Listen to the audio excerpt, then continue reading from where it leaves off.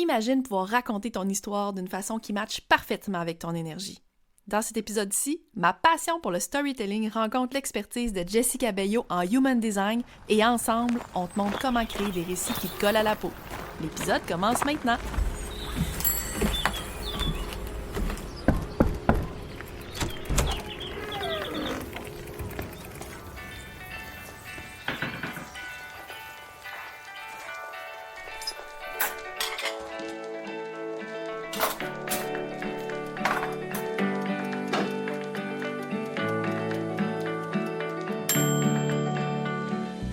Bienvenue dans notre village virtuel où chaque entrepreneur est un artiste qui colore le monde à sa manière.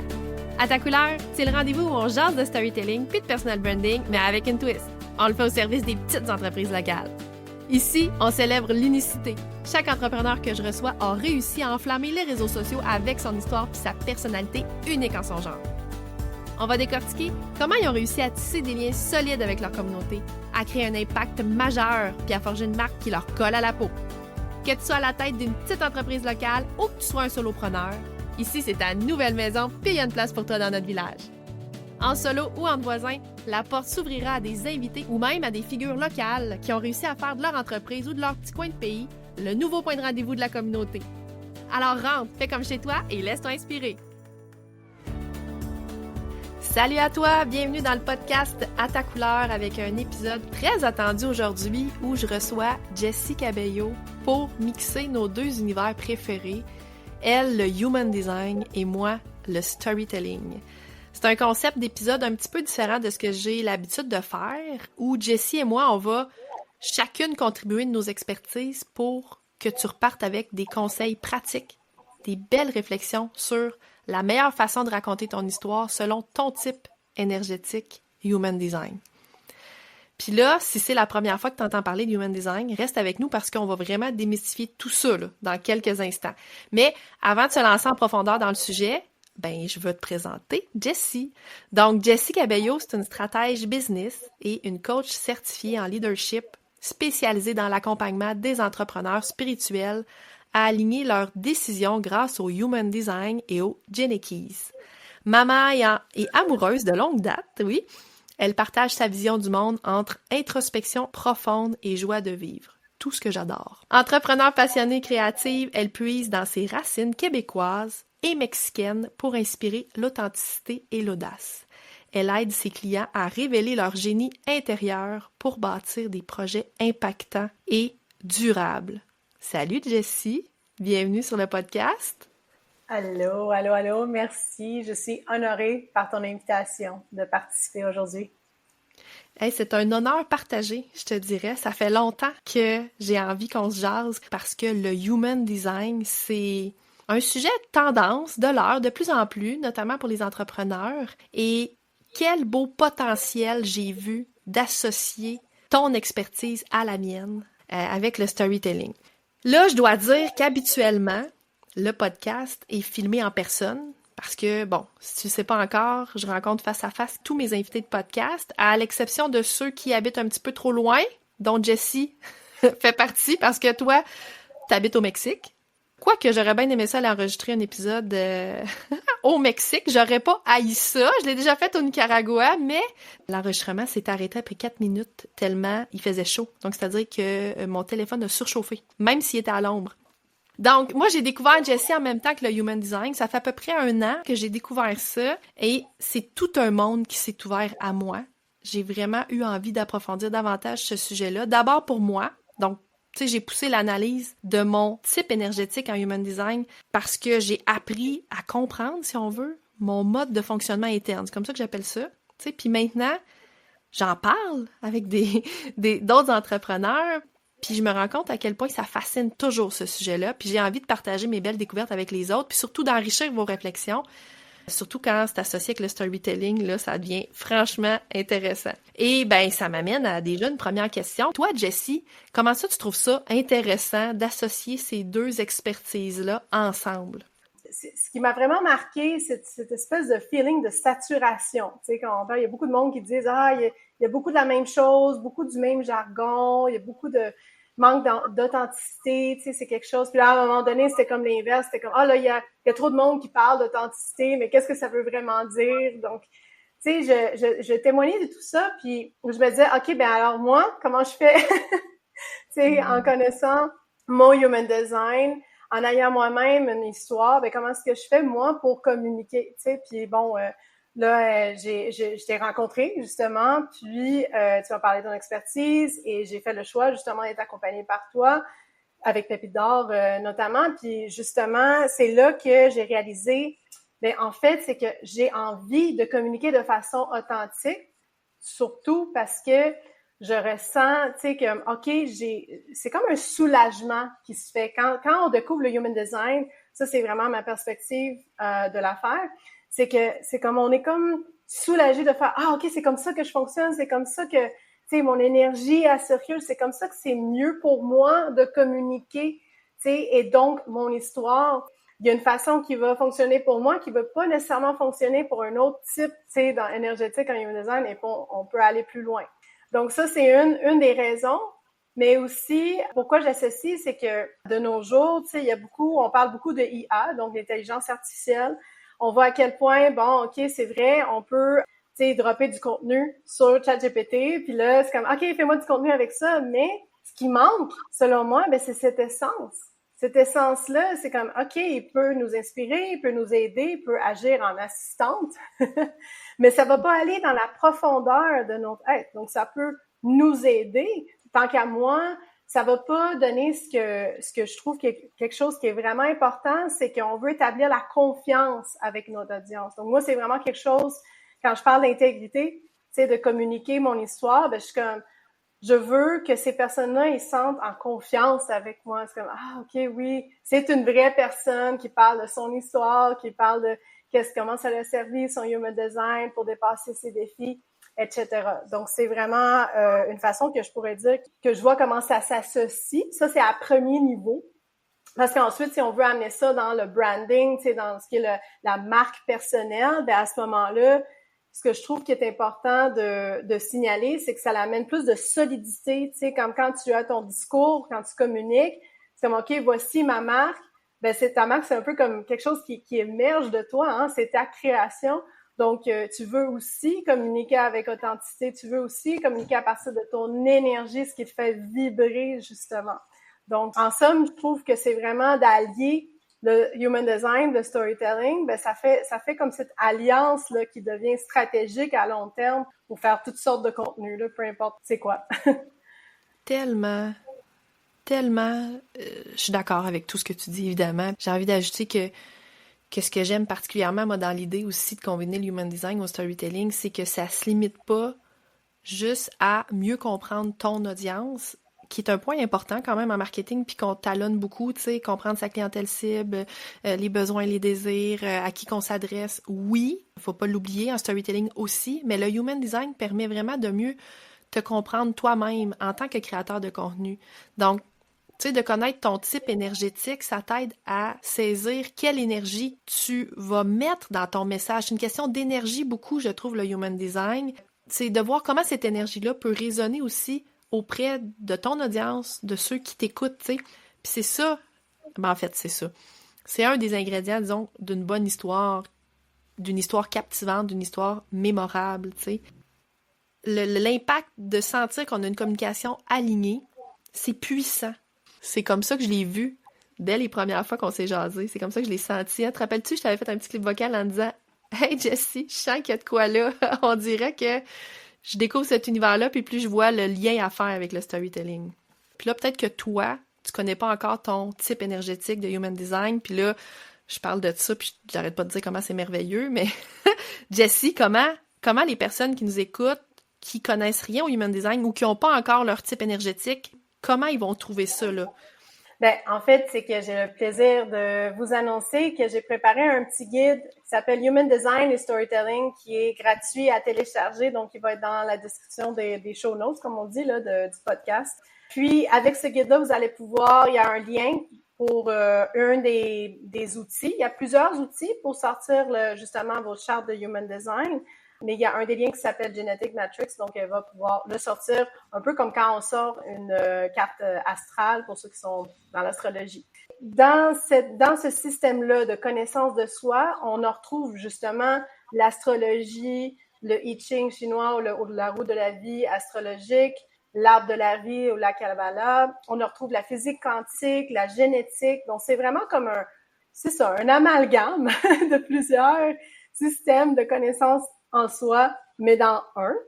Que quand on sort la charte, en fait, pour sortir la charte, on rend des informations de naissance, donc nom, âge, date de naissance, excuse-moi, heure et lieu. Comme je disais, avec le lien, soit vous pouvez le sortir avec Genetic Matrix, sinon il y a d'autres outils comme Body Graph. Genetic Matrix, je vous recommande parce que il donne l'option en français, puis il vous donne les grandes lignes. Pour commencer votre exploration, si c'est vraiment nouveau pour vous ou vous voulez peut-être connaître un petit peu plus, sur d'autres éléments, je trouve que Genetic Matrix, ça va vous aider. Génial. Merci pour l'explication, Jessie. Puis là, ben, je vous invite à aller dans les notes de l'épisode, cliquer sur le lien pour aller générer votre charte, qu'on appelle, dans laquelle votre type énergétique en Human Design va être inscrit. Si tu veux, tu pèses sur pause, tu vas faire ça, tu reviens tout de suite après. Bien sûr, on comprend que toute application du genre, on peut payer pour avoir encore plus, évidemment. Mais là, pour les besoins de l'épisode d'aujourd'hui, la version gratuite est amplement suffisante. Et par expérience, quand j'ai généré ma charte, et c'est souvent ce que les gens ont comme réflexe de faire « Wow! Aïe aïe, qu'est-ce que c'est que ça? » Parce que là, tu vas voir, il va y avoir des dessins, des couleurs, des numéros, des chiffres, il va y avoir toutes sortes d'informations, OK? Mais là, ici, aujourd'hui, on va vraiment faire un premier pas, puis on va vraiment se concentrer sur les types énergétiques. Il y en a 5, donc c'est vraiment là-dessus qu'on va focusser. Donc, en sortant ta charte, concentre-toi davantage sur ton type énergétique pour être capable de suivre l'épisode. Puis là, justement, peux-tu nous présenter chacun des types et leurs particularités? Puis j'ai envie de commencer par les manifesteurs. Oui, bien sûr. Juste un petit topo avant. Donc, quand on parle de type énergétique, pour vous donner un aperçu de quoi ça a l'air, c'est un peu comme quand on parle de l'aura. Donc, vraiment, ce champ énergétique qu'on émane. Donc, pour ceux qui sont un petit peu plus dans la spiritualité, l'ésotérisme, je vous invite vraiment à garder cette ouverture-là quand on fait face à un outil comme le Human Design. Donc, c'est vraiment ce qui représente l'aura, OK? Alors, le premier type qu'on va aborder, les manifesteurs. Donc, c'est quoi les manifesteurs? Ben, les manifesteurs, en fait, c'est les initiateurs, hein? C'est pour ça qu'on avait envie de commencer avec eux. Donc, les pionniers, c'est des leaders vraiment innés. C'est vraiment un talent inné qu'ils ont. Ils sont toujours comme à cette avant-garde, on peut dire même en anglais comme un cutting edge, tu sais, les nouveaux projets. Parce que eux, c'est vraiment leur aura, c'est comme un boost, c'est comme une explosion d'énergie. J'ai un fils qui est manifesteur et c'est quand il y a une idée, là, il faut le faire tout de suite. C'est incroyable. Pas de niaisage. Ouais. Dans le storytelling, est-ce qu'on pourrait dire que les manifesteurs auraient une grande capacité à captiver, si on veut, dès le départ, tu sais, en posant une intention claire, en créant des moments forts dès les premières lignes, dès les premières phrases, tu sais, là, les fameux hooks, hein, les fameuses accroches dans le contenu. Les manifesteurs ont certainement ce pouvoir-là de pousser leur audience à réfléchir ou à agir vite, immédiatement, sur le champ. Tu te dis, il faut que ça se passe maintenant, là. Ils ont comme cette faculté-là là, d'initier, justement, hein, le changement, de pousser à réfléchir puis à agir. On va approfondir un petit peu plus loin ce point-là, mais c'est intéressant quand on le regarde aussi du point de vue du contenu, des histoires à raconter. Avais-tu autre chose, Jessie, à dire sur les manifesteurs? Oui, bien en fait, c'est que pour partir déjà avec une petite astuce pour les manifesteurs, parce qu'il y a cette énergie d'initier, hein, puis de parler, mais c'est important, afin d'être magnétique, hein, parce que c'est ça le but aussi, tu sais, de pondre des histoires, pondre du contenu et être magnétique. Donc, ce qui va faciliter ce champ de magnétisme, c'est d'informer, hein, de vraiment prendre le temps d'informer la personne de ce qui s'en vient. Vraiment, quand tu parles de hook, ça m'a fait penser à ça. Dans le hook, c'est comme, par exemple, ben, regardez ce que je suis en train de faire. Ça s'en vient, tu sais. Donc, la personne est comme, OK, elle est en train de préparer quelque chose, elle est en train de m'informer. Donc, ça va aider à créer moins de résistance au niveau de la communication et ouvrir le champ magnétique. Wow! Génial! OK, merci. Bon, là, il y a peut-être des manifestants qui sont à l'écoute, là, puis qui se disent, bon, j'ai goût d'en savoir plus. Mais là, on passe au générateur, qui est un autre type énergétique, et les manifesteurs générateurs. Donc, on les met dans la même catégorie. Pourquoi donc, Jessie, on les met ensemble, les générateurs et les manifesteurs générateurs? Oui, en fait, c'est que c'est dans les types énergétiques, t'en as 4 principaux, mais là, on dit 5 parce que les générateurs et les manifesting générateurs, ils font à peu près 70% de la population. Okay, c'est des statistiques, là, plus ou moins. Et les manifesting générateurs, ils ont c'est comme des hybrides entre le manifesteur et le générateur. Il y a certaines personnes qui partagent pas cette perspective, donc je vous invite vraiment à y aller avec ce qui résonne pour vous. Mais ils sont principalement générateurs dans leur type, dans leur façon, tu sais, comme quand ils vont communiquer, il y a cette énergie qui est enveloppante, cette aura qui est enveloppante, qui est comme chaleureuse. Moi, j'aime beaucoup penser à un exemple, c'est Oprah. Oprah, tu sais, qui a comme cette énergie, tu sais, qu'elle va, tu sais, le fameux, la personne qui donne la prise de parole, tu sais, aux autres, là, tu sais, qui va répondre avec son énergie. Puis c'est ça, ça vient avec un charisme qui est extraordinaire. Mais la nuance, ça vient dans le sens que le manifesting générateur va vouloir aller vite, il va vouloir sauter des étapes pour arriver au but. Parce qu'il y a cette capacité de le faire. Ça veut pas dire que les générateurs peuvent pas, mais c'est comme un petit plus qui est comme cette énergie manifesteur d'initier, de booster. Ça va venir comme compléter. Donc, souvent, les manigènes, j'ai dit les super-humains, en fait. C'est comme si vous avez une petite cape invisible, là. C'est comme d'avoir plusieurs projets en même temps, puis d'être capable de voir, puis faire comme, OK, je saute des étapes, puis moi, je me rends, puis le générateur, bien, il va le faire avec, tu sais, il va prendre plus son temps, il va le faire avec un petit peu plus de précision, mais en équipe, ça peut faire une équipe fabuleuse. Écoute, d'après ce que tu dis, je vois un storytelling qui reflète un grand dynamisme. Tu sais, une narration qui serait vive, avec plein de rebondissements, une capacité à capter l'attention avec des récits qui évoluent rapidement aussi. J'ai l'impression que ces types énergétiques-là sont capables de jongler avec plusieurs idées en même temps, ou plusieurs aspects d'une histoire, hein, sans perdre la cohérence, sans perdre cette cohérence-là. Là, je vais dire les manigènes. On dit ça souvent quand on est manigène, chose que je suis, on utilise le diminutif. Donc, les manigènes sont pas faites pour rester statiques. Ça se reflète ça, je pense, dans leur histoire, dans la façon de la raconter aussi. On excelle dans souvent des récits qui vont mettre l'accent sur notre parcours, nos pivots, nos leçons apprises à chacune des étapes. Parce que notre capacité à faire beaucoup, ça nous rend apte aussi à raconter des récits riches en apprentissage et en expérimentation. On fait beaucoup de choses, on expérimente beaucoup rapidement. Donc, ça enrichit, je trouve, les récits aussi qu'on peut raconter. Ben, c'est sûr que tu parles avec ton essence, c'est ça que ça témoigne à travers toi en tant que manifesting générateur. C'est justement cette capacité de comme jongler, comme tu dis, hein, je pense que c'est un mot-clé à retenir, cette capacité de jongler. Puis ce que j'avais envie d'amener, c'est que malheureusement, il y a beaucoup de manifesting générateurs qui vont se sentir jugés par les autres, incompris, à cause que justement, ils ont cette capacité de jongler avec tellement de choses en même temps, d'être efficace, de sauter des étapes, de finir quelque chose, de revenir.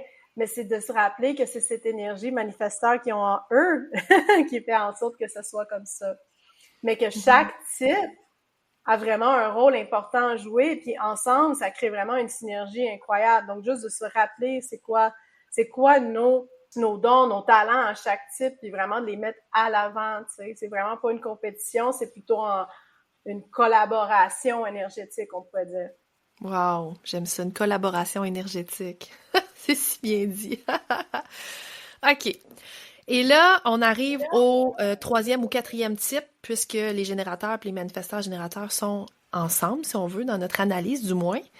On arrive maintenant aux projecteurs.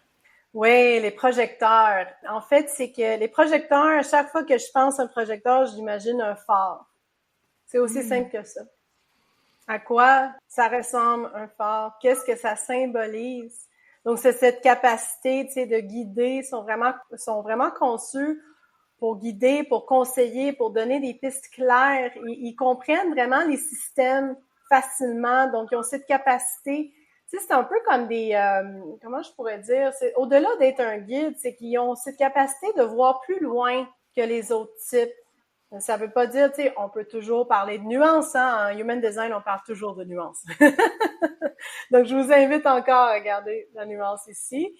Mais ce qui est le plus important, c'est qu'ils sont invités, qu'ils sentent qu'ils sont invités à partager leur guidance, leur sagesse, ce qu'ils voient, comment ça peut aider à diriger un projet complètement. Tellement intéressant. Ça se distingue vraiment nettement des deux autres, des trois autres avant. Puis je pense que dans le storytelling, ça peut apporter une perspective unique, mais aussi très profonde. Il y a les mots qui me sont venus quand tu décrivais les projecteurs, qui étaient de mettre en lumière. Tu as dit un phare, mais tu sais, je pousserais en disant mettre en lumière des vérités ou des solutions que l'audience avait peut-être pas envisagées, que les gens avaient peut-être pas vues d'emblée. C'est un talent, je pense, je reviens encore avec le phare. Tu sais que moi, j'adore les métaphores. Je vois les projecteurs comme ayant un talent dans leur capacité à voir, bon, je mets entre guillemets, l'invisible, là, tu sais. Puis ça dit projecteur, hein, je pense que aussi, tu l'as nommé, je pense qu'ils s'épanouissent davantage quand ils se sentent vus puis reconnus. Puis ça, ben, ça peut influencer leur storytelling, leur histoire, la façon de se raconter, parce qu'ils sont particulièrement doués pour créer des récits qui résonnent profondément avec leur audience, parce qu'ils sont en capacité davantage de se mettre à leur place. Toute la question de l'empathie aussi, ici, je pense qui est assez grande des projecteurs. Tout à fait. Tout à fait. Moi, j'ai une histoire personnelle avec les projecteurs. J'ai été accompagnée moi-même par volontairement, mais je cherchais pas que ça soit un projecteur, ça a donné de même. Pour avoir vécu l'expérience positive d'avoir été accompagnée par des projecteurs, ce que tu dis, ça rend justesse. Mais en fait, ce que j'ai vu, c'est que c'est comme si moi, je les avais invités, justement, c'est qu'ils se sont sentis reconnus. Donc, j'avais, moi, accès à cette sagesse-là, à cette guidance-là, parce que, bon, il y avait peut-être des ondes de conditionnement, des choses que j'étais pas capable de voir et qu'ils étaient capables de mettre la lumière là-dessus. Et ensuite, moi, ben, je reprends mon pouvoir et je prends ma responsabilité et je vais résoudre la situation, je vais aller à l'avant. Mais les projecteurs, ils ont ça, ils ont cette particularité de faire comme, oh, OK, regarde, il y a un angle mort ici, là.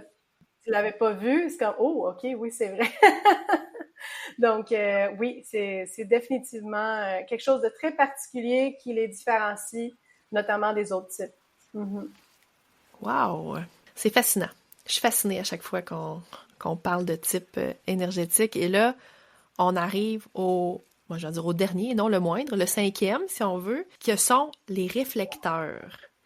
Qu'est-ce qu'ils ont de particulier, les réflecteurs? Puis si ma mémoire est bonne, je pense que c'est le type énergétique le plus rare. Est-ce que je me trompe? Les réflecteurs, en fait, c'est à peu près 1% de la population. Donc oui, ils sont très rares.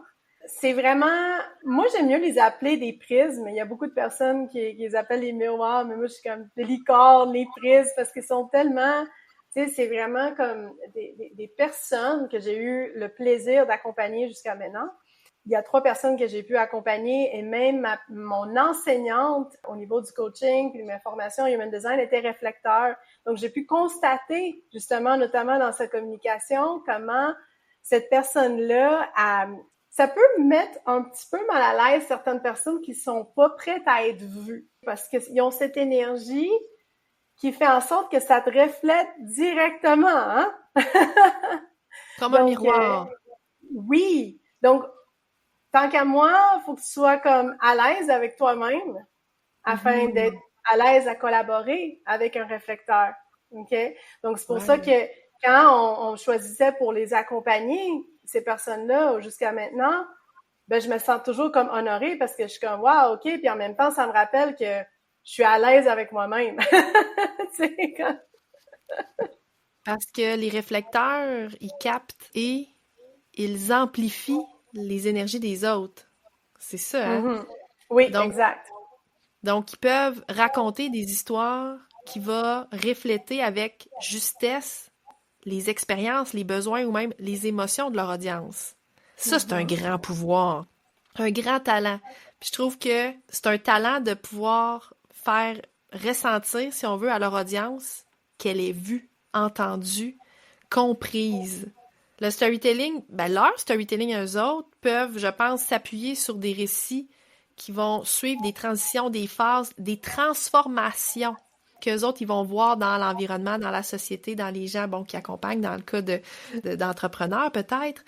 Mais c'est puissant. Puis c'est rare, parce que tu l'as dit, à peu près 1% de la population. Fait que je témoigne à quel point c'est rare, parce que pour l'épisode d'aujourd'hui qu'on enregistre, Jessie et moi, on a posé des questions sur nos pages Facebook, nos comptes Instagram. On vous a demandé quel était votre type énergétique, c'était quoi votre plus grand défi, quand vient le temps de raconter votre histoire. Et personnellement, moi, j'ai eu vraiment beaucoup de Manigen qui sont venus me répondre. J'imagine que j'attire à moi peut-être mon propre type énergétique. Là. Il y a peut-être quelque chose à comprendre là. Bon, j'ai eu d'autres réponses aussi de d'autres types, mais j'ai eu aucun réflecteur. Ça a été plus difficile quand même à les trouver. Hein? Ils étaient pas nombreux à nous répondre. Mais là, j'ai envie qu'on aille plus loin. Parce qu'on peut associer ces types énergétiques-là à des archétypes. Et là, pour ceux qui suivent le podcast à ta couleur depuis un certain temps, j'ai un épisode, d'ailleurs, l'épisode numéro 9, qui parle des archétypes de marque. On est dans le même concept, mais ce ne sont pas nécessairement les mêmes archétypes de marque, mais j'aime beaucoup ce concept-là. C'est d'ailleurs un des épisodes les plus écoutés sur le podcast. Mais là, c'est ça, on va associer des archétypes de marque au type énergétique. Donc, Jessie, est-ce que tu peux nous présenter les archétypes de marque associés à chacun des types énergétiques? Puis là, on va reprendre le même ordre en commençant par les manifesteurs. Oui, bien sûr. Donc, juste un petit rappel, ça vient dans le guide, le mini-guide que je vous fournis. Donc, vous n'avez pas besoin de prendre des notes. Bon, du moins que ça vous inspire. Vous allez avoir ces informations pour chaque type. Donc, pour commencer avec le type manifesteur, l'archétype qui est donné pour ce type-là, c'est le révolutionnaire. Donc, c'est vraiment cette personne qui est conçue, comme on avait dit, pour initier, mais avec puissance, avec rapidité, qui répond à ces boosts énergétiques. C'est vraiment un ressenti, hein, comme « Ah, j'ai envie de créer ». C'est vraiment comme ça que ça se présente. Donc, ce qui est important pour le révolutionnaire, tout comme un révolutionnaire, hein, il attend pas d'être invité. Il attend pas qu'on lui donne le go pour le faire. Il est comme, OK, j'ai une idée, je veux créer ça, ça se passe maintenant, communique. Parce que la gorge, c'est le centre de la manifestation en Human Design, tout comme dans les chakras. Donc, le manifesteur, il symbolise le révolutionnaire. Qu'est-ce qu'il fait? Il attend pas, il est un peu comme ce rebelle naturel qui va être comme, OK, j'ai quelque chose à communiquer. Puis, en prenant ce devant-là, il inspire les autres à faire pareil, tu sais, à faire comme, ah, OK, moi aussi, je peux prendre la parole, moi aussi, je peux le faire. Donc, ça peut être vraiment intéressant pour les personnes qui ont envie de le suivre. Donc, avec cet archétype-là, le ton que moi, j'invite, en fait, qu'on peut remarquer qui est similaire chez les révolutionnaires et manifesteurs, c'est audacieux, courageux, unapologetic en anglais. J'ai pas le synonyme en français, mais c'est vraiment comme tu demandes pas de permission. Tu y vas, tu fonces. C'est vraiment fonceur, c'est certain. Donc, on peut donner comme exemple, comme un hook ou titre accrocheur. Par exemple, tu peux dire, OK, là, j'ai telle idée, voici vers où je m'en vais. Est-ce que tu me rejoins? Ou non, en fait, rejoins-moi. OK? Parce qu'il y a peut-être des personnes qui vont dire, OK, mais tu veux pas demander la permission, donc c'est comme, rejoins-moi ou reste en arrière. Ça peut sonner un peu brut, mais c'est ça, c'est qu'il donne il donne le go, comme j'avais dit. C'est la prochaine grande chose, c'est la prochaine étape, voici. Donc, il est en train d'informer, parce qu'en fait, c'est que ça vient de la grande force de cette capacité de leadership de soi. Parce que quand on parle de leadership, et moi je le mentionne beaucoup avec les accompagnements que je fais, le leadership, c'est pas juste avoir une équipe. Le leadership de soi, mais le manifesteur, en fait, la façon qu'il incarne, c'est dans cette capacité de juste ne pas avoir à demander de la permission et lancer des projets, go. Il communique, il informe, afin d'inspirer, d'établir une confiance avec son audience. Puis, en faisant cela, il crée rapidement des liens. OK? Donc, je ne sais pas si ça fait du sens pour la force. En ce qui concerne le défi, le défi qui est, là, je généralise, là, je me permets de généraliser beaucoup, parce qu'on reste en premier niveau du Human Design, on reste au niveau des types. Mais ce qui ressort beaucoup, c'est le burn-out, donc l'épuisement. Pourquoi? Parce que comme j'expliquais avant, c'est que ça part comme l'énergie, elle va monter, puis elle va être ici, hein, c'est beaucoup au niveau de la gorge. Elle va vouloir se manifester, elle va vouloir parler, elle va vouloir partager. Mais ce qui arrive, c'est qu'il y a un épuisement qui peut se faire énergétiquement si le manifesteur n'est pas à l'écoute de soi, s'il ne se permet pas de prendre des pauses. Donc, moi, ce que je conseille souvent aux manifesteurs, c'est OK, t'as envie d'informer, t'as envie de créer un projet, parle-en, go! Mais après ça, autorise-toi de prendre une petite retraite, prends une bonne pause, fais-toi du bien, va faire une sieste, je sais pas, n'importe quoi, qui te calme. Et là, laisse-toi que les choses émergent jusqu'au prochain boost créatif, OK? Ne te force pas, ne t'épuise pas et surtout, n'essaie pas de faire comme les autres types. Parce que contrairement aux autres types, le manifesteur, ce qui est particulier, c'est que il y a cette façon d'aller manifester toujours ce qui vient, spirituellement parlant, ce qui vient de la source, poum, go. Donc, pour avoir cet équilibre, c'est important de se reposer puis de se ressourcer avant le prochain. Sage conseil. Sage conseil. Tu vois, moi, je vois le révolutionnaire, le manifesteur, avec, justement, tu l'as dit, une énergie de leadership. Donc, c'est une personne, c'est un type énergétique qui va raconter des histoires avec une direction très claire, très directe à son audience. Tu l'as dit, c'est un storytelling qui va être davantage, je crois, visionnaire, qui va présenter, tu sais, des idées audacieuses, qui va inviter l'audience à se rallier à une cause, à une vision, à une pensée. Bon, c'est des narrations qui vont commencer souvent par des déclarations fortes, des visions inspirantes. Tu as donné des super bons exemples qui vont capter immédiatement l'attention puis qui va donner souvent l'envie de suivre leur exemple ou de les suivre. Les manifesteurs ils laissent pas, je pense, beaucoup de place au doute ou à l'hésitation. Hein? C'est plus directif. Ils sont comme conçus pour initier des mouvements, des transformations rapides. Puis dans le storytelling, ça se traduit souvent par des récits qui vont pousser à l'action immédiate, puis qui vont souvent, je trouve, générer un effet wow, avec des histoires courtes, percutantes, qui vont droit au but. Pas le temps de niaiser, là, les manifesteurs. Puis je pense, de ce que je remarque, c'est que le révolutionnaire, il ne se contente pas de raconter le passé ou le présent. Il va vraiment plus, disons, peindre une image claire de ce qui est possible. Donc, leur storytelling, je pense qu'ils sont souvent orientés vers la vision de ce que leur initiative peut accomplir. Puis je pense que leur contenu, leur récit est pas vraiment conçu pour plaire à tout le monde.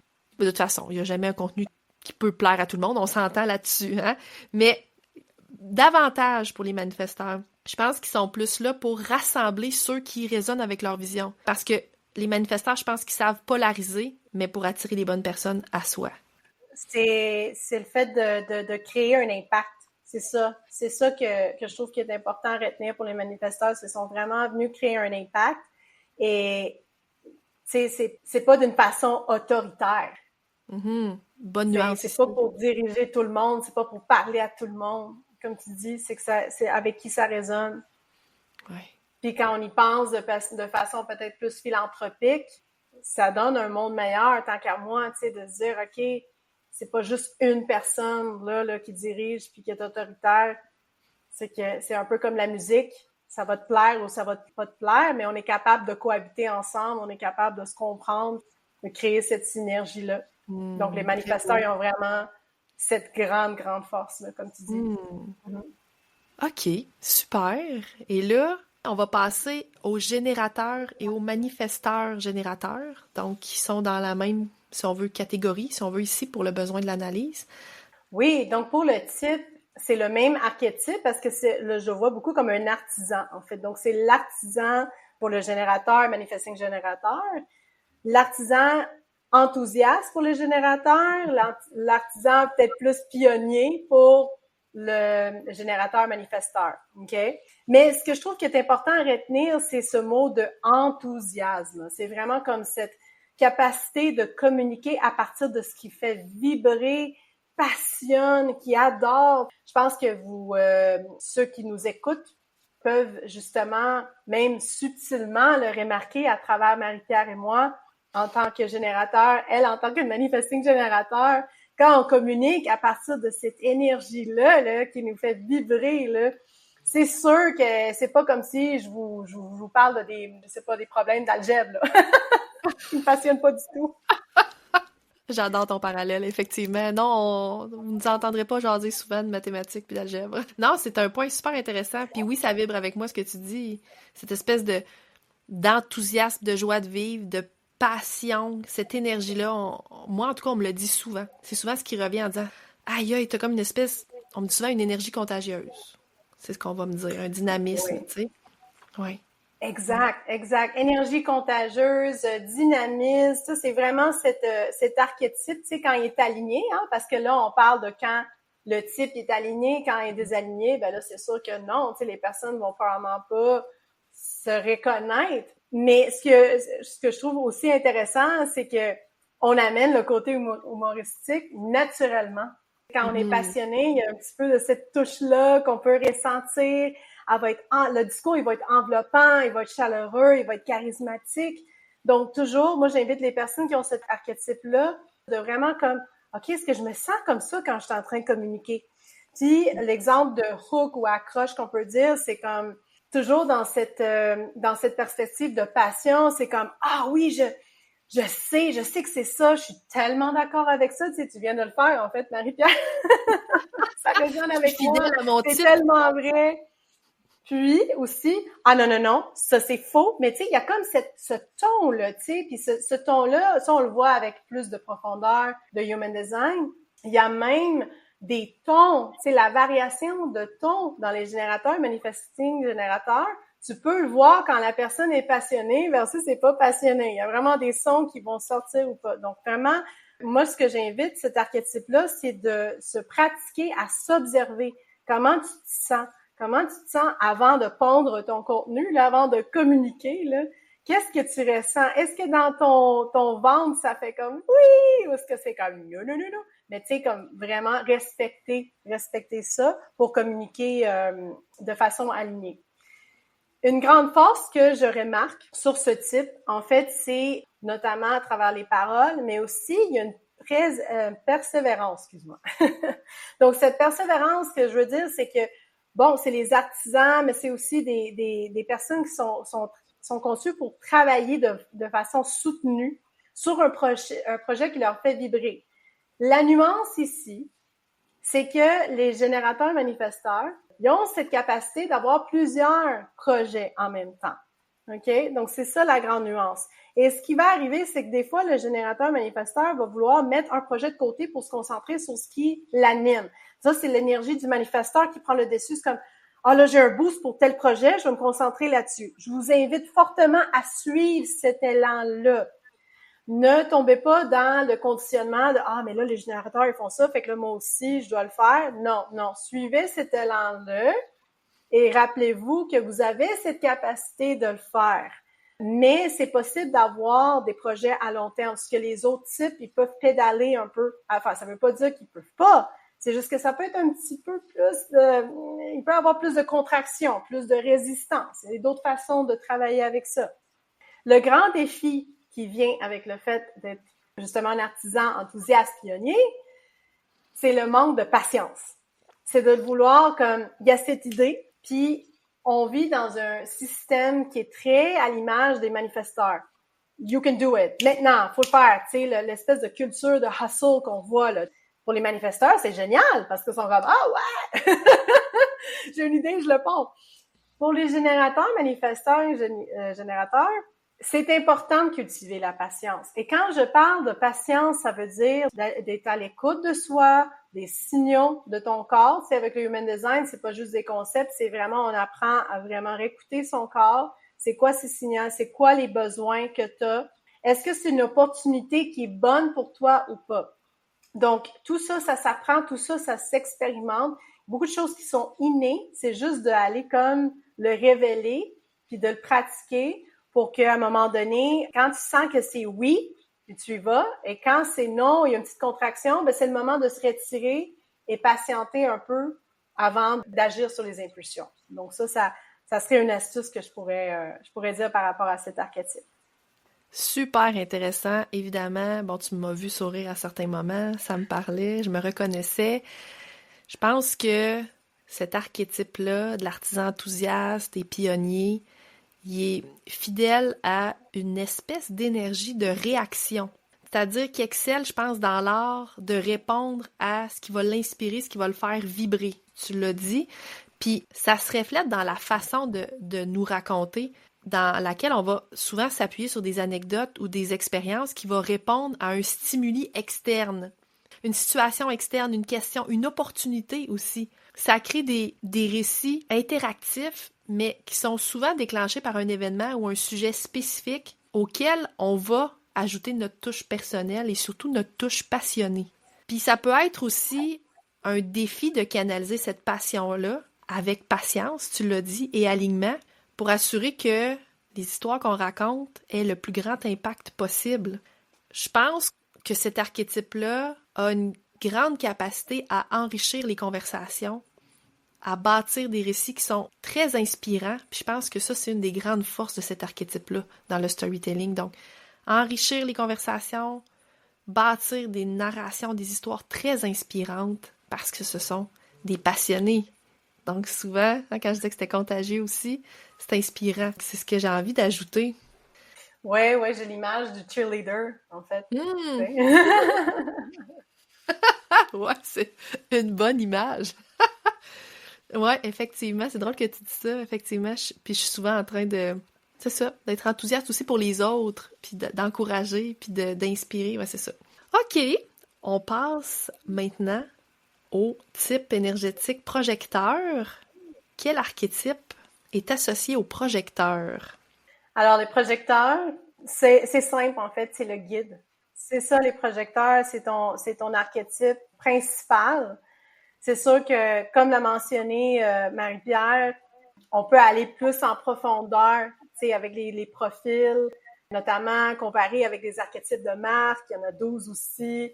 Mais pour ce qui revient aux 5 types énergétiques, le projecteur, le guide, je vous invite vraiment à pas le voir comme c'est juste un guide. Non, c'est vraiment puissant. C'est vraiment puissant parce que le guide, qu'est-ce qu'il fait? C'est qu'il partage sa sagesse, ses leçons tirées de sa propre expérience, son expertise.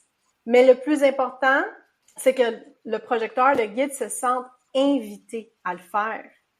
Ça veut pas dire que le projecteur doit être assis puis attendre qu'on l'invite à faire un live pour le faire. Non. C'est juste que c'est un peu comme une danse. J'invite ces guides-là à voir un peu comme s'ils dansaient avec son public. OK? Donc, tu donnes un premier pas, là, tu es invité à faire un autre pas, et voilà, vous dansez. OK? Puis vous partagez votre expérience. Donc, c'est vraiment, ça, c'est la meilleure façon qu'on peut le voir parce que quand vous êtes invité à partager votre expertise, c'est à ce moment-là que c'est comme une espèce de révélation de dons puis de talents qui aide, qui peut diriger les projets puis qui peut vraiment soutenir les gens grâce à ton expérience. Donc, ce qu'on voit souvent dans le ton qu'un projecteur ou un guide va employer, c'est vraiment un ton qui est plus comme stratégique, qui est plus aussi compréhensif. Tu parlais tantôt d'empathie, Marie-Pierre, puis c'est vraiment ça. C'est qu'en fait, pour pas vous perdre trop dans les éléments de Human Design, empathie, c'est parce que le projecteur, il y a beaucoup de centres énergétiques, donc c'est un peu comme les chakras, mais sont neufs en Human Design. Il y en a beaucoup qui sont non définis, donc il n'y a pas une énergie qui est définie, donc c'est vraiment ouvert. Donc tout ça, on appelle ça des zones d'empathie.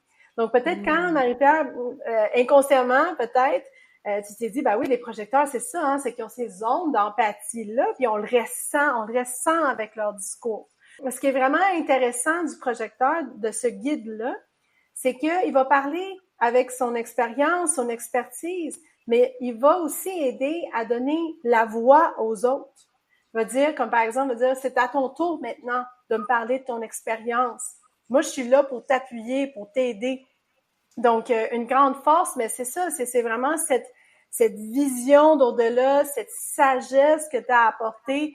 C'est une compréhension profonde qui vient vraiment des expériences que tu as vécues, autant de ce que tu as vécu personnellement, mais aussi des systèmes. Est-ce que tu as vu qu'il y avait espace à améliorer? Puis d'apporter des conseils qui sont plus stratégiques. Donc, on les voit beaucoup en position de coach, justement, les projecteurs ou d'enseignants aussi. Tu sais, c'est beaucoup. Donc, au niveau de la communication, ben Marie-Pierre, toi, t'es mieux placée pour le dire, mais je trouve que quand les projecteurs, ils parlent avec ben je vais vous montrer ça, puis là, c'est à ton tour de me dire qu'est-ce que t'en penses. Il y a comme cette... il y a comme cette résistance qui peut s'élever parce que le défi des projecteurs, ben ça va être ce besoin de reconnaissance. Hein? J'ai besoin de me sentir reconnue, j'ai besoin d'être invitée. Donc, pour enlever ces résistances-là, c'est d'être capable de développer cette capacité de... C'est comme le discernement, en fait. Bon, ben c'est qui a envie d'apprendre plus sur moi? T'sais, mais c'est qui a envie de savoir un peu plus? Mais ça s'apprend, ça se pratique, ça s'expérimente. Donc, des fois, ça peut être un peu frustrant, tu sais, comme, mais là, je sais, je peux guider telle personne, je sais comment je peux l'aider. Mais si tu t'imposes, c'est là qu'il peut y avoir la résistance. Donc, l'astuce que j'ai à dire pour le projecteur, fais de ton audience l'héros de leur histoire. Mm-hmm. Donc, un peu comme, je vais me permettre d'en parler parce que justement, elle m'a autorisée. J'ai une cliente en ce moment que j'accompagne, Stéphanie Asselin, puis que je trouve que c'est incroyable parce que justement, c'est ça qu'elle amène, c'est un projecteur. Puis elle, c'est vraiment les héroïnes. Les héroïnes, en fait. Donc, c'est tellement beau parce que quand j'ai dit, bon, t'es projecteur, ben, c'est qu'elle incarne réellement ça. C'est qu'elle veut que ses clientes, justement, elles deviennent l'héroïne de leur propre histoire, de leur vie, justement. C'est beau. Puis tu vois, j'ai envie de dire que les projecteurs, donc les guides, ils excellent dans l'art de raconter des histoires qui placent leur audience au centre, justement, comme des héros, comme tu dis. C'est des récits qui visent à mettre en avant leur propre exploit, hein, leur propre leçon, leur propre expérience, comme tu l'as dit, mais aussi à inspirer et à soutenir les autres dans des conseils puis des réflexions stratégiques. Les histoires que les guides, les projecteurs vont raconter, c'est des invitations subtiles qui sont conçues, dans le fond, pour résonner avec l'expérience de leur audience puis leur offrir des solutions. Je pense que les projecteurs brillent quand ils sont reconnus et invités à partager leur sagesse. Mais comme tu l'as dit, ça veut pas dire qu'il faut qu'ils attendent assis que l'invitation arrive. Ils sont invités à résoudre des problèmes, à guider les autres. Donc, je pense que leur histoire est davantage puissante quand elle va inclure un moment où leur expertise a été reconnue ou a été mis en lumière, c'est-à-dire leur rôle a été mis en lumière dans le succès d'un projet ou d'une initiative, par exemple. Habituellement, les projecteurs vont raconter des histoires qui sont bien structurées, de manière stratégique, hein, pour conduire leur public ou leur audience d'un point A, on pourrait dire par exemple un défi ou une confusion, à un point B, qui est la solution ou la transformation. C'est une narration souvent qui va suivre un arc transformationnel, c'est-à-dire de transformation, une grande transformation. Ils ont cette capacité-là, les projecteurs, dans leur histoire, à démontrer ça. C'est pas tout le monde qui a cette capacité-là. C'est quand même assez puissant aussi, en marketing surtout, de montrer la transformation. On nous le dit souvent. Ils ont cette capacité-là, eux autres, de faire ça. Je pense aussi qu'ils racontent des histoires avec une voix qui rassure, qui motive, qui donne à leur audience le sentiment que ils ont tout ce qu'ils ont besoin, ils ont tous les outils nécessaires pour réussir eux-mêmes. C'est ça aussi une grande force des projecteurs. Puis ils le savent, en tout cas, si t'es un projecteur puis tu le sais pas, là, ton rôle c'est de soutenir, c'est pas de dominer. Hein, c'est ça qui est important aussi de dire. Puis dans leur récit, je pense que les projecteurs, les guides vont se positionner comme des alliés, comme des mentors, tu l'as dit, qui permettent à leur audience de briller à leur tour, de par leurs belles transformations qu'ils vont avoir aidé à faire. C'est un storytelling qui peut être vu comme, je dirais, calme, je sais pas si on peut dire ça, réfléchi, calme, pas aussi passionné, mettons, que les manifesteurs générateurs, mettons, mais rempli de moments où est-ce que leur vision stratégique va vraiment éclairer une situation plus complexe. Donc, c'est vraiment comme ça que je les vois. Oui, tout à fait. Puis calme, je veux juste apporter une nuance ici.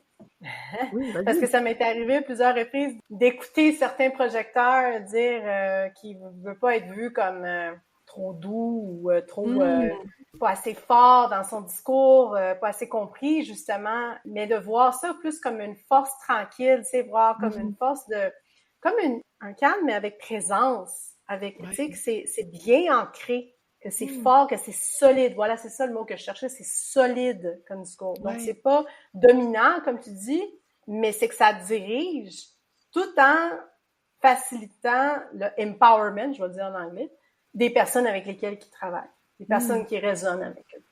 On dirait que, j'ai envie de dire, ils n'ont pas besoin de crier, ils n'ont pas besoin de faire beaucoup de bruit pour avoir l'impact souhaité. Tu sais, ça se fait de façon calme et non pas, c'est une bonne nuance que tu apportes, et non pas d'être fragile. Tu sais, souvent on associe le calme à la fragilité. Quand tu dis solide, hein? Ouais, c'est ça. Tu sais, des gens qui, quand ils parlent, on les écoute, là. C'est comme ça que je les vois, les projecteurs, on dirait. C'est puissant. C'est ça. Génial! Quel archétype de marque vient s'associer au réflecteur? Oui, alors mes belles licornes, je me permets. Mais l'archétype, c'est le prisme, donc ça peut ressembler à un licorne. Donc, pourquoi le prisme? Ben, en fait, c'est que le prisme, il reflète l'environnement, hein? Donc, ce réflecteur, tu sais, il va refléter l'environnement dans lequel il est, mais il va apporter une perspective qui est très objective. OK? Je pense que tu l'as mentionné aussi au niveau du storytelling. Le prisme est là pour évaluer, pour apporter des améliorations. C'est un peu comme, en fait, c'est pour ça que c'est le dernier. Parce que c'est le type qui regroupe l'énergie de tous, hein, parce qu'il reflète l'énergie de tous les types. Et il y a comme cette capacité de voir les choses d'en haut et faire, OK, tout ça, ça fonctionne, c'est bon, mais il y a ça à améliorer. Et c'est toujours de façon objective. Bon, quand je dis toujours, nuance. Souvent. Il y a d'autres éléments à prendre en compte, encore. Mais souvent, c'est objectif dans le but de montrer les choses que les autres ne voient pas. Donc, les fameux angles morts que les projecteurs aussi, ils ont cette capacité. Mais c'est juste que les réflecteurs, la différence, c'est que c'est la vue d'ensemble. Donc, c'est comme ce directeur, hein. C'est ça qui différencie beaucoup. Donc, le ton ou le brand voice, comme ils disent, va être c'est très intuitif, en fait. C'est vraiment comme, il est dans le ressenti du moment. Il y a comme quelque chose avec l'équilibre, hein, l'équilibre qui est là, OK, il y a ça, mais il y a aussi ça, tu sais, de vraiment peser le pour et le contre. Il y a ça beaucoup dans leur façon de communiquer et toujours en restant objectif. Dans ce que moi, je donnerais comme piste d'exemple de contenu, donc de titres accrocheurs, c'est de penser au niveau collectif. Moi aujourd'hui, je ressens ça, voici ce que je pense qui s'en vient, là. Tu sais, il y a comme un petit peu un ton de prophète, mais sans s'en aller trop là-dedans. Tu sais, se respecter avec ce qui est aligné, mais quand même oser parce que tu as ce don-là comme prise. Tu as cette capacité de voir parce que tu es connecté. Tu sais, c'est vraiment, moi je trouve que c'est le type qui est peut-être reconnu comme étant celui qui est plus comme spirituel, ésotérique, parce qu'il est profondément connecté à son environnement, mais aussi le cosmos, OK? Donc, souvent, les réflecteurs qui font connaissance du Human Design sont un peu comme « Wow, OK, mais là, c'est parce que là, ça m'invite aussi à approfondir mes connaissances en astrologie, à être plus comme conscient, tu sais, de tout ce qui nous entoure, puis qui n'est pas nécessairement visible ou tangible dans le plan qu'on vit. Une grande force des prismes, c'est cette objectivité, mais c'est aussi cette clarté. Tu sais, à force de oser parler, oser dire, je ressens telle affaire, je sais qu'il y a ça à améliorer, ben il y a cette objectivité parce que tu as cette capacité de voir ces angles morts que les autres vont pas voir, mais de façon neutre. Si c'est pas le cas, souvent c'est parce qu'il y a comme un attachement émotionnel à un certain événement. Mais bon, encore une fois, nuance. De façon générale, il y a cette capacité équilibrée et neutre qui peut aider ton audience à mieux comprendre justement leur environnement et prendre des meilleures décisions. Donc, c'est vraiment, les prismes peuvent aider les gens à se reconnecter à leur GPS intérieur. C'est ça qui est vraiment incroyable.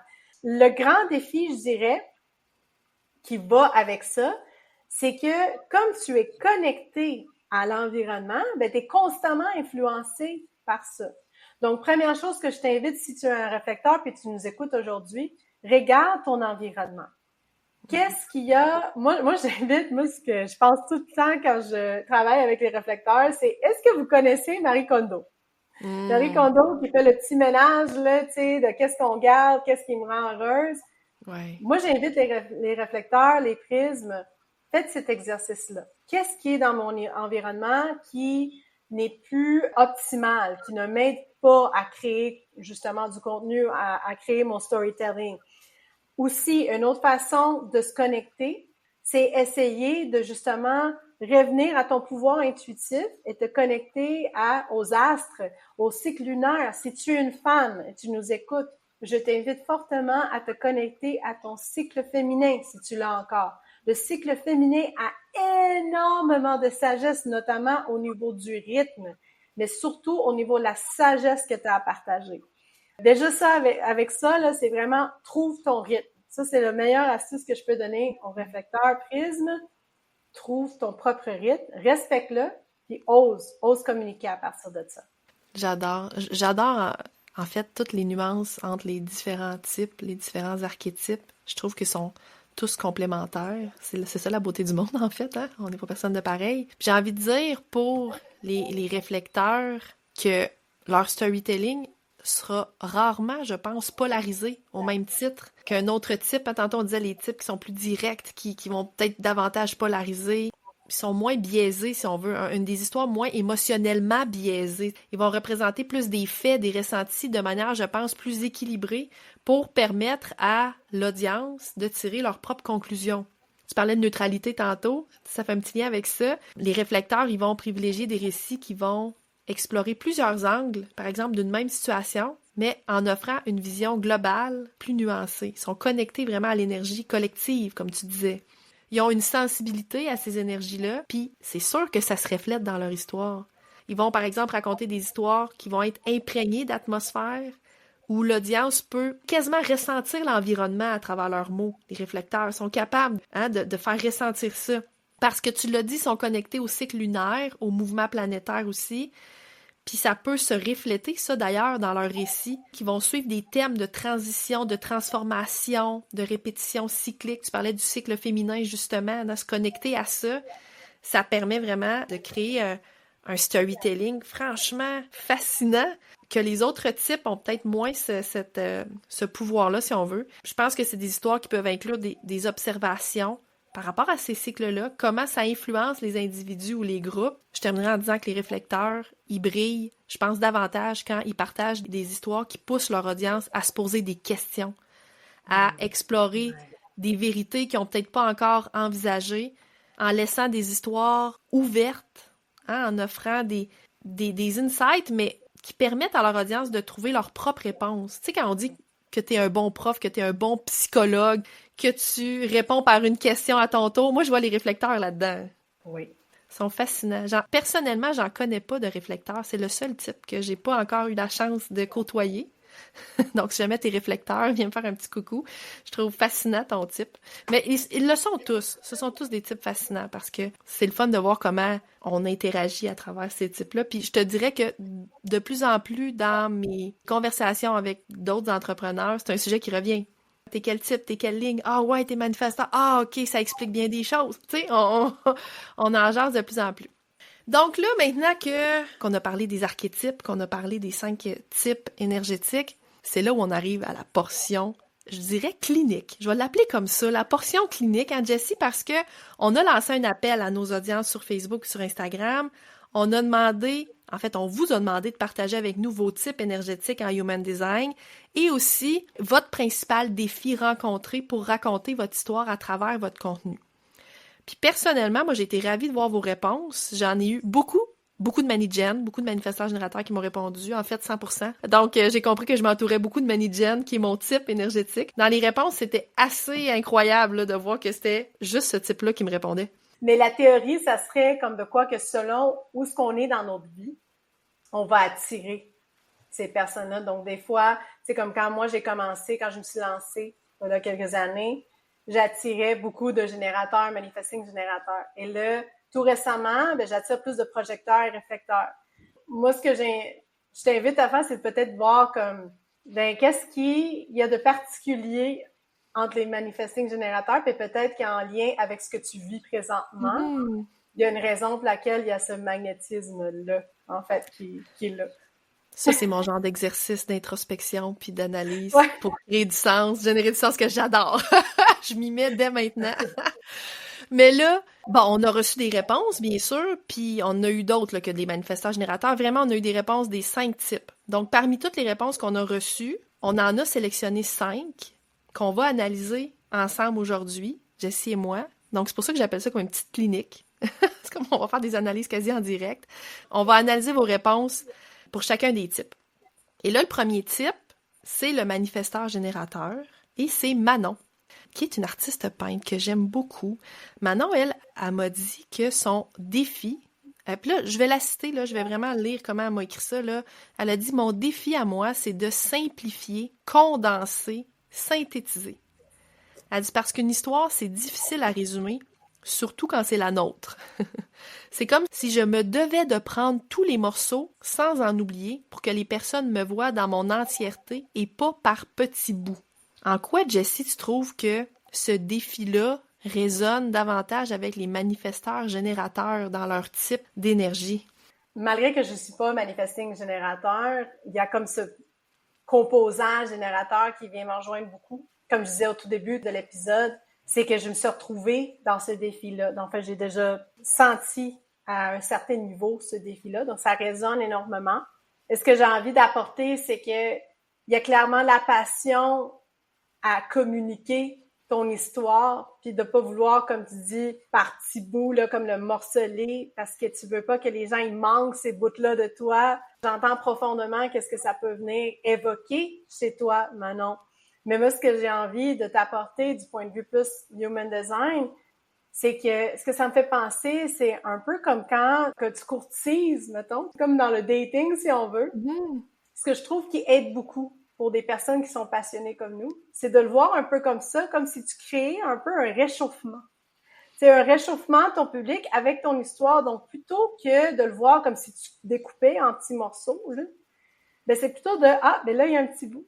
Puis il y en a un autre petit bout. Puis là, c'est ce réchauffement qui fait en sorte que quand tu arrives à ce bout d'histoire où ce que t'es comme, OK, là, c'est la totale, ben la personne, ton audience est comme, waouh! Tu sais, ils sont comme, ils veulent savoir qu'est-ce qui va se passer. Tu sais, ils appellent ça un peu, j'avais vu ça passer comme du contenu un peu comme soap opera, là, tu sais, un peu comme, tu sais, les romans d'amour, romans de rose, hein, c'est ça? Mm-hmm. Ouais. Donc, en tout cas, tu me corrigeras là-dessus, sinon, Marie-Pierre. Mais c'est ça qui me vient beaucoup parce que moi-même, je m'en suis servie. Ça a été vraiment un défi, puis c'est encore un défi à certains points, où ce que je me rappelle, je m'assois puis je me rappelle, ouais, mais le réchauffement, tu sais, quand tu vas courtoiser quelqu'un, ben là, je courtoie pas parce que je suis avec mon homme depuis 12 ans, mais tu sais, à l'époque, on se rappelle. Il y a comme ce petit côté réchauffement, tu sais, Ben de oui. côté plus de l'homme. Et c'est là, c'est comme une espèce de séduction qui se fait, tu sais, qu'à un moment donné, comme, ah, OK, là, c'est la totale, tu sais. Voilà, permet aussi de rester à l'écoute, c'est-à-dire captif, tu sais. Moi, j'ai envie de donner l'image, j'aime beaucoup ton image qui me fait sourire, mais j'adore les métaphores. Ceux qui me connaissent le savent. Moi, j'ai envie d'utiliser la métaphore d'une œuvre d'art. D'autant plus que Manon est artiste peintre. Donc, c'est comme si, Manon, tu bâtissais une œuvre d'art en plusieurs couches de peinture ou on pourrait même dire, tu sais, quand on fait une collection, il y a comme une série d'œuvres dans une même collection qui sont similaires, qui se rejoignent, qui racontent une histoire bout par bout. Parce que c'est vrai que c'est un défi de simplifier, de condenser notre récit de vie, puis ça vient souvent du désir de pas vouloir rien laisser de côté, mais ça peut rendre aussi une histoire plus difficile à suivre, très dense. Puis c'est d'ailleurs ce que je fais avec mon service Pépite d'art, c'est-à-dire que on va construire un récit qui est dense, qui est complet, en faisant des choix bien sûr, parce qu'on fait des choix à travers tout ça, on ne dit pas tout, mais moi je conseille toujours mes clients ensuite d'aller se raconter par petits bouts, prendre des passages de cette histoire-là qu'on a établie ensemble avec une base solide, avec un arc narratif solide, puis qu'après ça, d'aller se raconter par petits bouts, par couche, si on veut, ou par comme une série. J'aime beaucoup ton idée de dating, là, tu sais, comme si à chaque rencontre ou à chaque date, tu t'en lâches un petit bout, tu sais, de plus en plus pour apprendre à te connaître. Parce que le défi, c'est pas d'exclure des morceaux de son histoire, mais c'est plutôt je t'invite à le voir de comment choisir ceux qu'on va mettre en avant à quel moment pour créer un impact maximal. Donc, mon conseil, ça serait de commencer par te concentrer juste sur un aspect de ton histoire à la fois, en lien avec ce que tu veux bien sûr transmettre à ton audience à ce moment précis-là. Donc, plutôt que d'essayer de raconter tout d'un seul coup, choisis peut-être un thème clé ou une leçon que tu veux partager, puis construis autour de ce noyau-là. Ça va te permettre de raconter ton histoire de façon fluide, puis à ton audience de s'identifier aussi à ce moment-là précis. Puis ça permet de découvrir peu à peu. Puis c'est vrai que ça me fait penser à ça, tu sais, ces fameux débuts-là, tu sais, on donne pas tout d'un coup. Plutôt que de tout dévoiler immédiatement, on se laisse, si on veut, des espaces où on va pouvoir ajouter des détails au fur et à mesure aussi, que la relation se construit. Donc, ta relation avec ton audience. Je pense pas non plus que c'est en partageant absolument tout que les gens te voient nécessairement dans ton entièreté non plus. Je pense davantage que c'est en partageant des morceaux qui sont alignés et authentiques avec ton intention du moment qui vont vraiment ressentir qui tu es vraiment. On poursuit avec le manifesteur et c'est Émilie Laliberté, qu'on connaît toutes les deux, que j'aime beaucoup, m'a partagé son défi, elle, en tant que manifesteur. Elle m'a dit que son plus grand défi, c'est tout simplement d'oser se raconter. Elle a de la misère à accorder de l'importance à son histoire dans son contenu, au même titre que le contenu éducationnel qu'elle va partager pour démontrer son expertise. Émilie est consciente du pouvoir du storytelling parce que, elle me l'a dit, elle dit, tu sais, Marie-Pierre, elle dit, je le vois quand je l'utilise, c'est là où les connexions se font le plus, tu sais, je le sens, cette énergie-là. Mais, elle dit, j'ai peur de me répéter dans mon histoire, tu sais, je suis à la recherche, elle dit, d'un équilibre aussi à travers tout ça. Qu'est-ce que tu entends, toi, à travers ça, Jessie, le manifesteur puis le défi d'Émilie? Alors oui, je connais un peu Émilie Laliberté, mais notamment, c'est drôle parce que quand je pense à elle, je pense automatiquement à son expertise. Ouais. Elle a bien réussi Le branding avec son sonore. contenu. C'est ça, puis non seulement à travers toi, mais aussi personnellement, mais tu sais, à travers son art, je dirais même. Moi, ce que je t'invite vraiment, Émilie, puis tous les manifesteurs qui m'écoutent, c'est unapologetic, de vraiment arrêter d'attendre la permission, d'incarner vraiment ton expertise, puis de oser le répéter. Pourquoi? Parce que, contrairement à ce qu'on peut penser, c'est mieux de répéter parce que c'est là que l'information, elle va s'ancrer. Donc, on peut penser qu'on répète. Peut-être qu'on le fait, mais on le sait très bien que il y a comme un déficit d'attention généralisé en ce moment-là, tu sais, avec les informations sur Internet, le IA. Donc, répéter, c'est même mieux. Parce que ça va, en fait, ancrer cette vérité. C'est comme, puis je trouve ça un peu drôle parce que quand je pense à Émilie, je pense aussi au son. Quand mettons, je vais écouter ton podcast, Marie-Pierre, ben, je sais déjà à quel son je m'attends. Donc, je fais déjà le lien avec toi, puis Émilie, puis le son. Donc, c'est comme, pour moi, ça a été une question de répétition et donc, j'aime cette répétition-là. Mm-hmm. Soit unapologetic, tu sais, soit vraiment fonceuse, initie, tu sais, dans le sens que tu reçois cette idée, tu as envie de partager, laisse la peur de te répéter de côté, parce que de toute façon, tu peux la raconter autrement. Tu peux reprendre une histoire, puis tu peux la raconter autrement, et même des fois, c'est juste de changer quelques mots, mais il faut pas que ce soit un empêchement pour vraiment être ancré dans ton expertise, parce que les personnes, ils ont besoin de toi. Ils ont besoin que tu sois comme ça, que tu sois ancré dans ton expertise, parce qu'en le faisant, en osant répéter, en osant te parler, en osant t'affirmer dans ton expertise, t'inspires les autres aussi. Puis ça, c'est le meilleur service que tu peux faire, inspirer les autres comme « Ah, OK, oui, c'est bon, là, je peux m'assumer, là, je peux parler de ce que je fais, là, puis j'ai pas besoin d'attendre la permission, je peux le faire. » Donc, moi, je t'invite à vraiment y aller, là. Foncer. Puis tu sais, j'ai envie d'ajouter que notre histoire est pas séparée de notre expertise. Elle en fait partie. Quand tu partages ton parcours, tu donnes des exemples réels qui rendent ton savoir, ton expertise beaucoup plus humaine, beaucoup plus tangible, beaucoup plus connectée aussi. Ta propre expérience, je dirais ça comme ça, c'est un levier comme pour l'enseignement que tu transmets. C'est comme un tremplin, si on veut. Tu sais, notre histoire personnelle est une espèce de tremplin pour introduire un contenu éducationnel.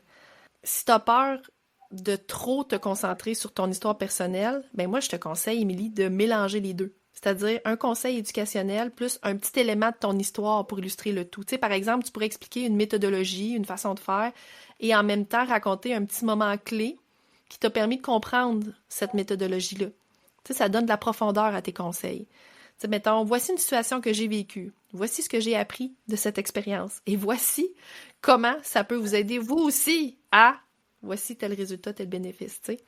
Ça permet de mettre un petit peu de soi, puis de son histoire, puis comment nous, on a exploré ça avant.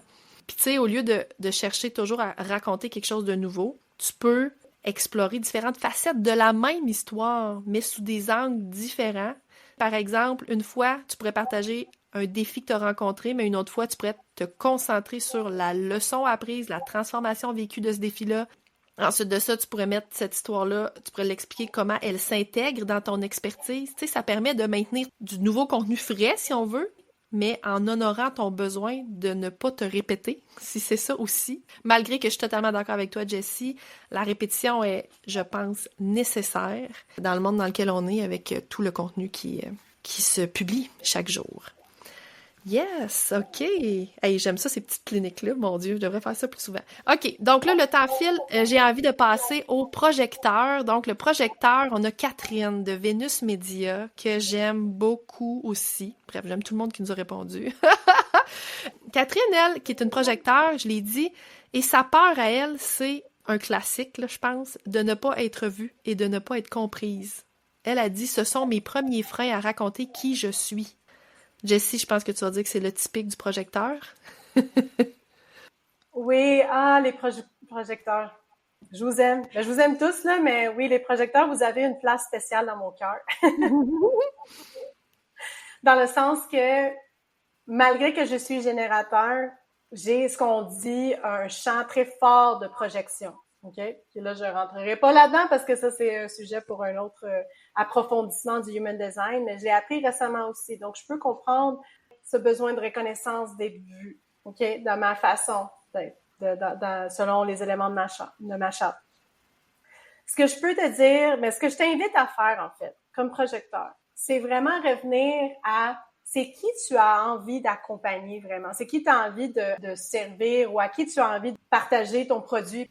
C'est qui que tu as envie d'accompagner et tu pars de là. Quelle est ta clientèle âme sœur qu'on parle? Parce que ton message, ça va être pour rejoindre ces personnes-là, tu sais, dans le sens que tu dois te sentir invité à répondre avec ta sagesse, avec ta guidance, avec tes mises en lumière, avec, tu sais, moi, quand je vois les publications de Catherine, là, je suis tout le temps comme, oh, wow, j'ai comme l'impression de voir défiler des œuvres artistiques dans mon Instagram, là.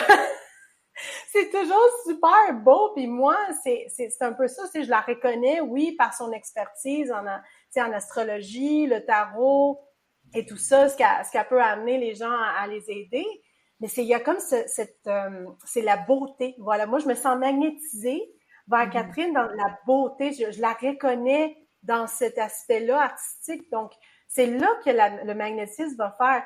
Ce que je t'invite vraiment à faire, en fait, pour te sentir vraiment, je dirais, aligné, c'est arrêter de vouloir plaire à tout le monde, de vouloir parler à tout le monde. C'est pour ça que je dis que c'est important de bien spécifier, de bien diriger son message vers ta clientèle cible, ta clientèle âme sœur, parce que sinon, il peut avoir cette espèce de sentiment de drainage d'énergie, de ne pas être reconnu, de ne pas recevoir des invitations, tu sais, qui sont palpitante pour toi, que tu as envie de répondre avec ton énergie, que tu as envie d'inspirer puis de guider. C'est comme ça que je sens que tu ouvres le champ des possibles pour devenir magnétique puis avoir du succès. Parce que ce qui est important pour un projecteur, c'est vraiment sentir sa version du succès. C'est comme ça que c'est vraiment comme deviennent hyper expansif, magnétique.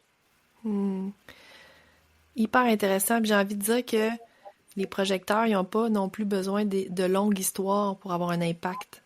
Tu sais, leur capacité, eux autres, à condenser l'essence d'une expérience ou d'une de leurs observations en quelques mots, c'est souvent percutant, puis c'est une de leurs forces.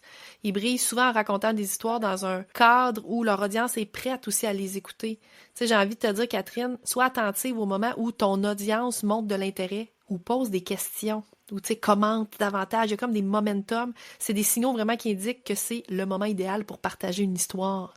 Puis c'est un peu comme subtilement ton invitation, tu sais. Oui, Tu sais, une invitation. 100%. Ouais, c'est ça. Yes.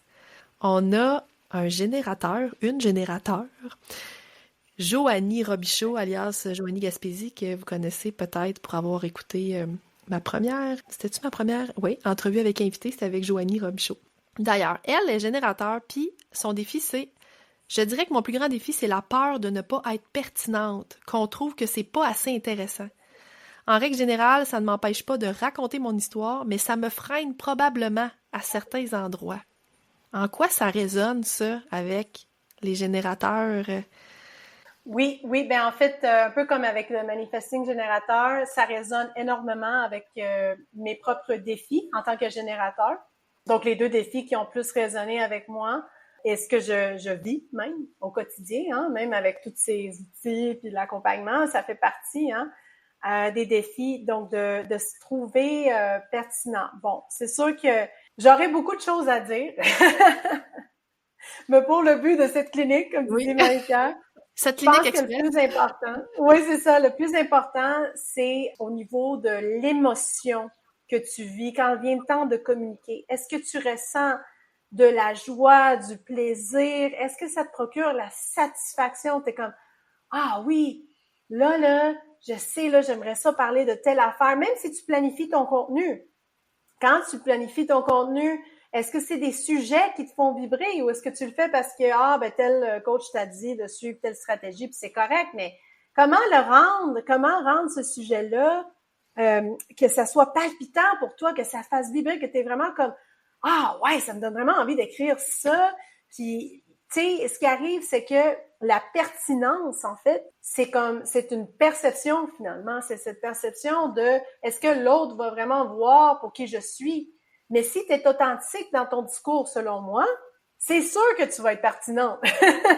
C'est sûr, parce qu'on a tous quelque chose d'incroyablement beau à apporter dans ce monde. On est tous une pièce dans le grand puzzle universel. Donc, c'est sûr que si tu pars d'un espace de ce qui te fait vibrer, qui te rend satisfaite, ça te fait plaisir, c'est sûr que tu vas être pertinent. Ça, c'est mon avis, vraiment. C'est ma façon de voir les choses. Tu sais, Jessie, pour bien connaître, en tout cas de plus en plus, Joanie, on a gardé cette belle connexion-là ouverte. C'est quelque chose qu'on a déjà discuté, ça d'ailleurs. C'est-à-dire que, bon, là, Joanie, j'imagine que tu nous écoutes.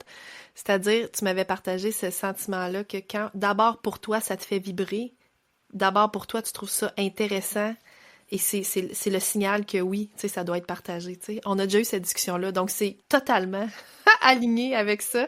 Donc, le conseil qu'on te donne, c'est de poursuivre ça, finalement, de maintenir ça, de se concentrer sur des histoires qui te donnent de l'énergie, qui sont une source de plaisir et non pas de frustration.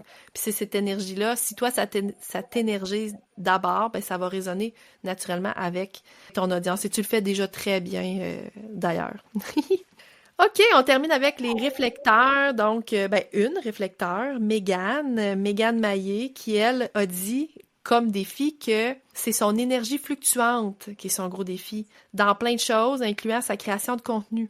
Elle aimerait en faire un peu plus chaque jour pour suivre son intuition et publier du contenu parfait comme je les aime. Mais la réalité, c'est qu'il y a des jours où je pourrais créer toute l'après-midi, puis d'autres semaines où je suis vraiment dans le brouillard mental et je sais jamais quand ce sera favorable ou non. Bref, un rythme, disons, on pourrait dire inconstant de flow de création dans son cas à elle.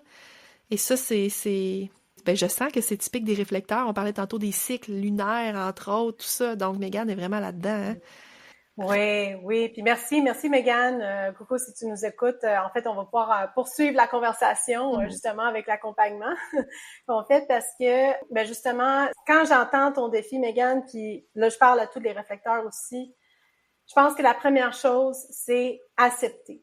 Accepter avec beaucoup d'amour, de bienveillance et de compassion pour vous-même que c'est cyclique. Puis que les réflecteurs, vous avez un rythme qui est cyclique. Donc, ce que ça veut dire, c'est que c'est pas que tu peux pas mettre en place des stratégies là, marketing. Là. C'est juste qu'il y a une façon de les mettre en place pour que ça soit aligné à toi. Donc, c'est d'aller, comme ils disent en anglais, think out of the box. C'est d'aller voir, OK, est-ce que tu as un cycle menstruel? Est-ce qu'on est en pleine lune? Est-ce qu'on a une nouvelle lune? C'est d'aller observer. Est-ce que pendant la pleine lune, tu as des hausses d'énergie ou est-ce que l'énergie basse? Il y a aussi les transits planétaires. Tu sais, on amène beaucoup de l'astrologie. Moi, je trouve ça super le fun parce que les réflecteurs sont comme, ah oui, je veux trouver mon propre rythme. Je veux créer mon contenu, mon calendrier de contenu, mais à ma façon. Ben c'est un peu comme amener un canevas tout prêt à un artiste peintre. C'est comme, wow, tu sais, tu peux dessiner selon ton propre rythme. Tu es le maître finalement de ton art. Donc, c'est vraiment de rester avec cet esprit ouvert et puis de se dire que oui, c'est possible. C'est possible d'avoir une rythme. C'est possible d'avoir une certaine constance, si on veut, mais tout en étant flexible. Donc, je sais que ça peut sembler un peu paradoxal quand je dis ça, une constance flexible, mais c'est que tu t'autorises à expérimenter pendant un certain temps, un cycle, une façon de fonctionner, et ensuite, pouf, là, quand tu sens que c'est le temps de pivoter, ben là, tu redresses, comme on dit, c'est redresser l'arc, je pense que c'est ça, redresser le tir. Oui. Donc, vraiment d'y aller avec ouverture, parce que c'est comme ça que tu peux vraiment créer cet impact, puis t'inspires les autres aussi à rester ouverts, à expérimenter, à faire autrement que ce que les autres nous disent. Puis tu sais, j'ai envie d'ajouter à ça deux petites astuces, c'est potentiel. Quand t'as tes pics de créativité, si on veut, tu sais, c'est le bon moment, je pense, pour faire ce qu'on appelle du batching, tu sais, là, comme créer en go. Tu peux te mettre en banque plusieurs histoires, plusieurs anecdotes à raconter que dans les moments où est-ce que ton énergie est plus basse ou que tu as ce brouillard mental-là, comme tu dis, ben t'es en réserve. Fait que ça peut être franchement intéressant. Puis moi, ce que j'ai envie de te dire aussi, Mégane, c'est partage avec ton audience comment tu navigues à travers toutes ces fluctuations énergétiques-là. Ça peut faire vraiment partie intégrante de ton storytelling parce que je trouve que ça ajoute une touche de transparence, d'authenticité. Ça peut tellement renforcer la connexion avec ton audience, de le mentionner, ça. Comment toi, t'es faite, comment tu fonctionnes, puis comment ça t'affecte positivement et peut-être même que ça t'amène des réflexions à d'autres niveaux. Donc, ça, c'est franchement intéressant. Puis surtout que c'est quand même rare, on va se le dire. Tu sais, c'est quand même, tu dis 1% de la population. Fait que c'est fascinant aussi pour d'autres de comprendre le fonctionnement des autres, qu'on est plus rare. C'est plus rare disons, à avoir. Oui, ça se dit, c'est ça. Wow! Hey, mon Dieu, je sais pas si ces cliniques-là vont avoir eu... j'ai vraiment hâte de voir l'impact de cette clinique-là, mais j'aime ça faire ça. Je trouve ça vraiment le fun. Je trouve que... Ouais, en tout cas. Donc, je vais partager mon enthousiasme parce que je suis une manigienne. Donc... cette passion qui m'anime. Rapidement, Jessie, dis-moi donc, pour ceux là, que ça l'a comme allumé là, quelque chose en eux qui ont envie d'aller plus loin, qui se disent « Hey, wow, là, moi, là, je trouve ça intéressant, puis là, j'ai le goût de pousser plus loin le Human Design, parce que là, on le dit, là, même si ça fait au-dessus d'1 heure et demie, on pourrait en parler encore pendant des heures, il y a beaucoup de choses à découvrir encore. Pourquoi choisir de travailler avec une experte en Human Design plutôt que d'aller tout simplement googliser sur Google pour trouver tes réponses, là? Qu'est-ce que ça apporte de plus de faire affaire avec toi? Ben, je vais aller direct au but, hein. Je vais m'inspirer de cette énergie des manifesteurs. C'est que tu vas avoir une approche personnalisée. Donc oui, tu peux maintenant tout trouver sur le net, tu peux trouver des livres fascinants, mais moi, je suis là pour être ton allié, en fait. Donc, je suis pas la seule. Il y a d'autres personnes aussi qui accompagnent. Mais ce que j'amène, c'est cette guidance qui vient avec l'alignement énergétique et stratégique. Si tu as une entreprise, c'est un projet entrepreneurial. Donc, je vais fusionner autant mes connaissances, mes expériences avec le Human Design, avec mes connaissances en marketing, justement, en entreprise, gestion du temps et tout ça, pour t'aider à vraiment te différencier, hein, parce que c'est ça qui est souvent, c'est comme, le Human Design est vu comme la science de la différenciation.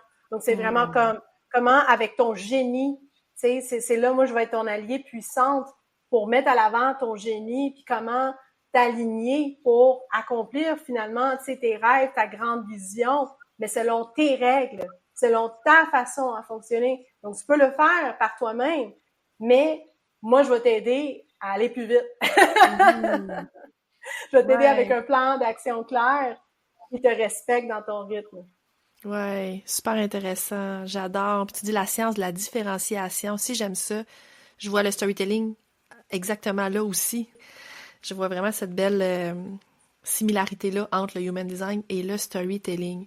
Jessie, un grand merci pour ta participation à cet épisode de podcast très riche en grande valeur aussi. J'ai mis les liens vers où les gens peuvent te contacter là, dans les notes de l'épisode. Donc, n'hésitez pas à aller contacter Jessie Cabello sur Facebook, sur Instagram, partout ailleurs. Bref, tous les liens sont dans les notes de l'épisode, en même temps que son guide que vous pouvez aller chercher gratuitement. Hein, gracieuseté de Jessie. Donc, merci pour ça aussi. À toi qui nous écoute, j'espère que ça a eu un impact favorable sur toi puis que ça l'a éveillé ta curiosité, que ça a mis, disons, l'eau à la bouche. J'ai envie de dire ça. On se retrouve pour un dernier épisode en 2024. En fait, un épisode avec, justement, Émilie Laliberté, dont on a parlé dans cet épisode-ci, et Rosalie Côté. Pour terminer l'année 2024, on va parler de bilan d'année, les bonnes questions à se poser pour raconter son bilan d'année, hein? En tant que créateur de contenu, c'est souvent le dernier post qu'on fait de l'année, un bilan de ce qu'on a accompli, tout ça. Donc, moi, je vais vous, disons, orienter pour faire un tri à travers tout ça, sur quoi raconter. Donc, je te remercie. Je te souhaite une belle journée. Salut, là! Oui, merci beaucoup. Au revoir. J'espère que tu repars avec de nouvelles idées pour colorer ta propre histoire et pour connecter avec ta communauté. Continue à te démarquer, à créer des liens en apportant ta touche perso. Puis d'ici là, si tu as apprécié notre moment ensemble aujourd'hui, ça serait génial si tu pouvais laisser un avis sur le podcast. C'est comme un petit signe de la main quand on se croise dans notre village virtuel. Ça me réchauffe le cœur puis ça me donne une meilleure idée de ce qui t'intéresse vraiment. N'hésite pas non plus à partager cet épisode-là avec tes amis ou sur les réseaux sociaux. Puis si tu veux continuer la discussion, utilise le tag La Voisine Pro sur Instagram. Ça va me faire vraiment plaisir d'échanger avec toi. On se retrouve très bientôt pour une nouvelle discussion entre voisins.